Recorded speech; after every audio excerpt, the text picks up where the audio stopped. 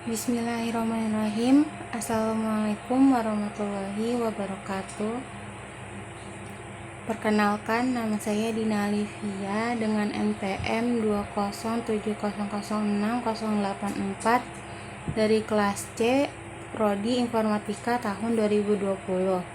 Saya di sini untuk memenuhi tugas mata kuliah wajib umum Bahasa Indonesia yang akan mempresentasikan dengan judul Sistem Pendukung Keputusan Klinis untuk Mengefisienkan Diagnosa Penyakit Kejiwaan Menggunakan CBR atau Case Based Reasoning.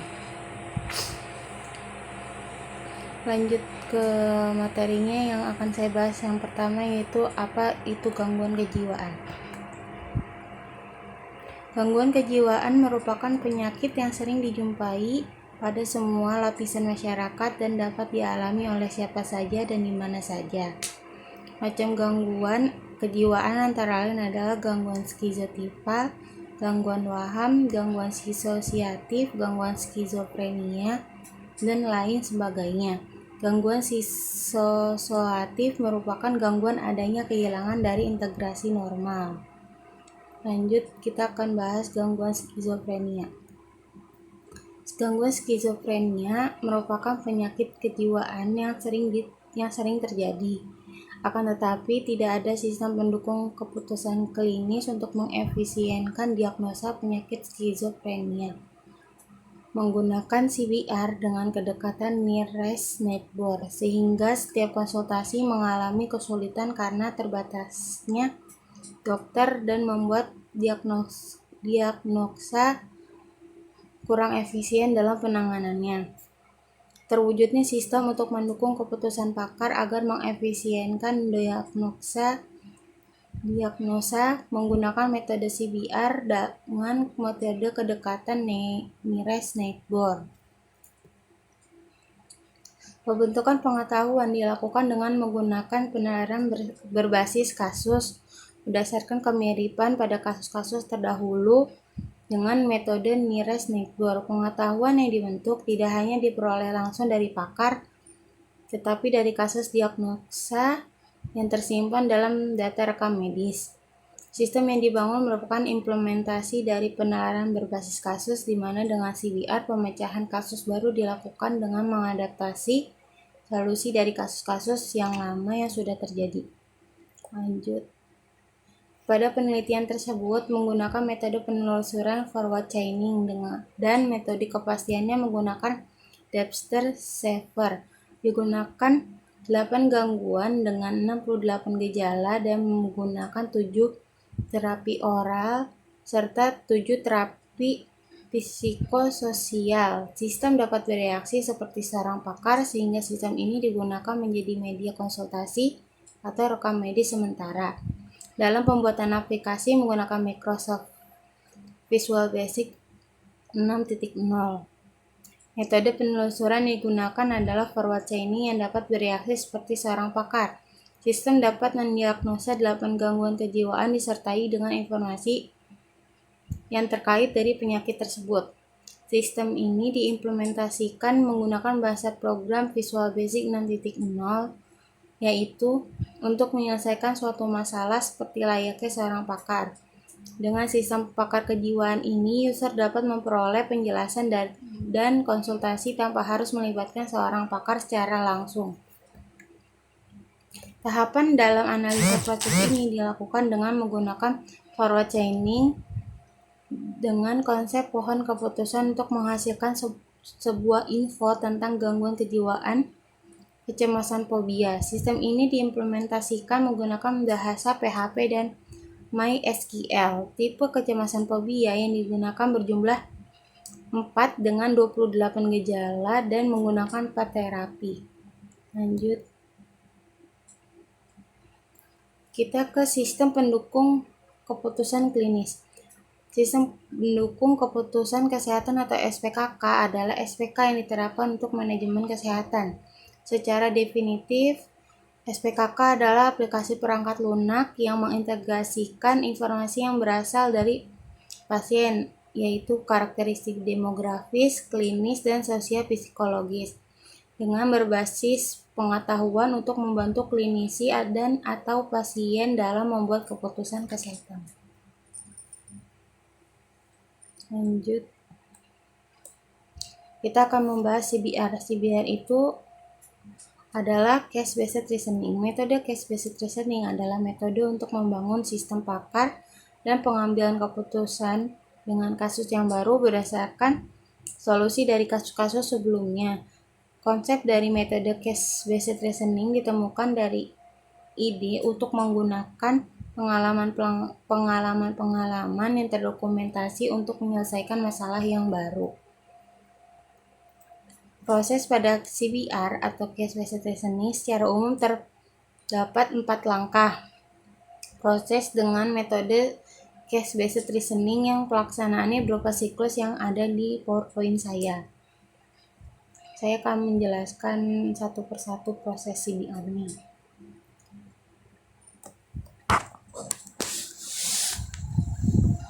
Jadi yang pertama itu ada retrieve atau memperoleh kembali kasus-kasus yang paling prinsip. Proses ini dimulai dengan mendeskripsikan satu atau sebagian masalah dan berakhir apabila telah ditemukan kasus sebelum yang paling cocok.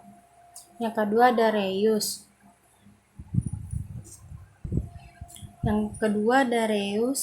Reuse atau menggunakan informasi dan pengetahuan dari kasus tersebut untuk memecahkan permasalahan.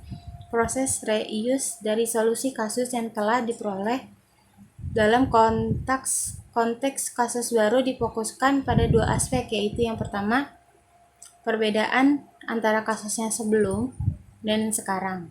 Yang kedua, bagian apa dari kasus yang telah diperoleh yang dapat diproses menjadi kasus baru. Yang ketiga ada revise, yaitu meninjau kembali atau memperbaiki usulan solusi. Fase ini terdiri dari dua, yaitu yang pertama mengevaluasi solusi kasus yang dihasilkan oleh reuse. Jika berhasil maka dilanjutkan dengan proses retain. Yang kedua, jika tidak maka memperbaiki solusi kasus menggunakan domain spesifikasi pengetahuan. Tahap yang terakhir yaitu retain atau menyimpan bagian-bagian dari pengalaman tersebut yang mungkin akan berguna untuk memecahkan masalah di masa yang akan datang. Lanjut, ada metode similarity yang digunakan adalah nearest neighbor dengan rumus sebagai berikut yang ada di PowerPoint yang saya buat. Jadi ada keterangannya, yaitu T itu sebagai kasus baru, S itu adalah kasus yang ada dalam penyimpanan, N itu adalah jumlah atribut dalam setiap kasus, I itu atribut individu antara 1 sampai dengan N. F itu fungsi similarity atribut dari I antara kasus T dan kasus S, dan W yaitu bobot yang diberikan pada atribut ke I. Lanjut, ada metode penelitian. Di dalam kasus ini metode penelitiannya ada 6, yaitu ada subjek penelitian, ada metode pengumpulan data, yang ketiga ada analisis kebutuhan sistem, yang keempat ada perancangan sistem, yang kelima ada implementasi, yang keenam adalah pengujian. Kita mulai dari subjek penelitian. Yang pertama itu sesuai dengan judul, jadi yang diimplementasikan dalam bahasa pemrograman Visual Basic 6.0. Penelitian ini diharapkan dapat membantu klinik dokter dalam mengefisienkan mendiagnosa penyakit kejiwaan, khususnya penyakit kejiwaan skizofrenia, sehingga dapat memberikan rekomendasi lebih awal sebelum ditangani oleh dokter.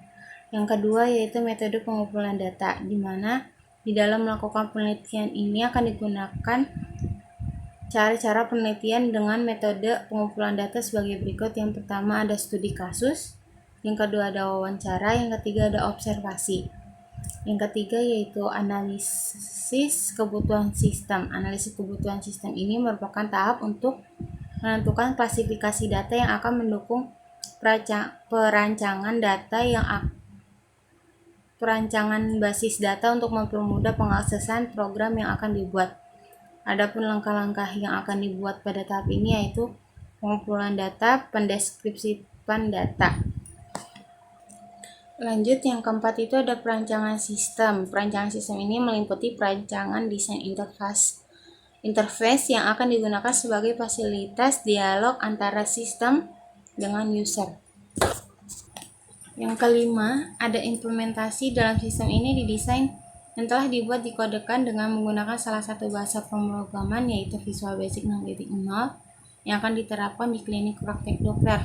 Penggunaan sistem ini adalah para medis dan dokter atau pakar, sehingga pengguna sistem ini merupakan orang-orang yang berkompeten dalam bidang tersebut.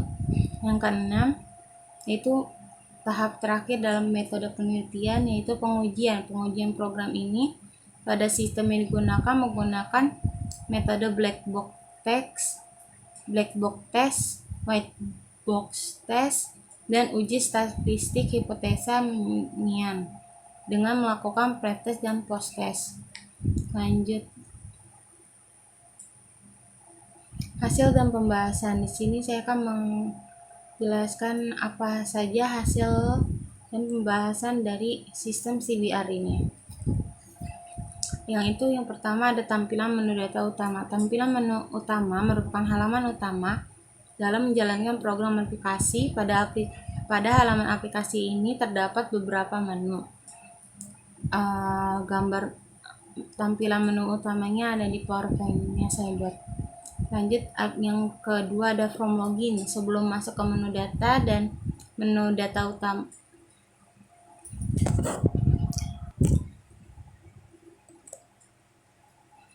from login, sebelum masuk ke menu utama dan menggunakan semua menu yang ada, pengguna harus melakukan login dan mengisi nama user dan password yang telah ditentukan.